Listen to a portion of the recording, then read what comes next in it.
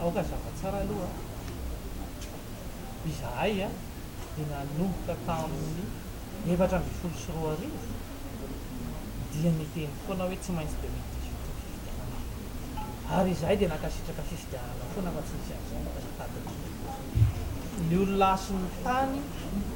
dia niteny foana ny hoe fifidianana tsy maintsy atao fa lan'ilay mandat zay aloha zany mikasikan'iny donc tena zavatra samihafa zay za zany mety hoe tsy tokony ho an'iziterinareo akory satria tena zavatra nareo mihitsy midiso ry foana gazety satria non zay tena tsy nanao asify zany mihitsy milazanareo an'izany tena mahagagaza ny olona sy ny tany a dia nametraka foana manao fanabeazana olo-pirenena vanina mba hiatrika iraram-pirenena ary anaja lalàna ka anisan'izany ny fifidianana satria lany mandat ilay filoha-perdiso zay zany mikasika ny androany a dia itsika rehetra miarapantsika rehetra ary fametrahana fomba ofisialy satria nanao kongresy izahay dia nametraka fomba ofisialy ny antoko olona sy ny firenena zay sampana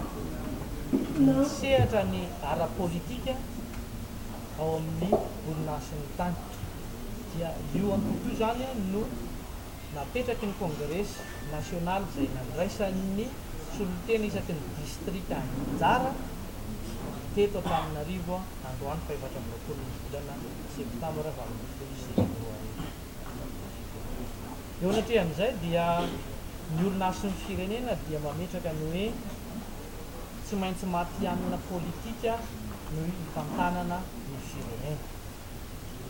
zay matianina politika zay dia isan'izay ny hoe tsy maintsy antoko politika no miatrika fifidianana sy ny raharaha politika tsara-pandary ao anatin'izay ihany koa ny hoe tsy maintsy misy fiofahana sy fiomanana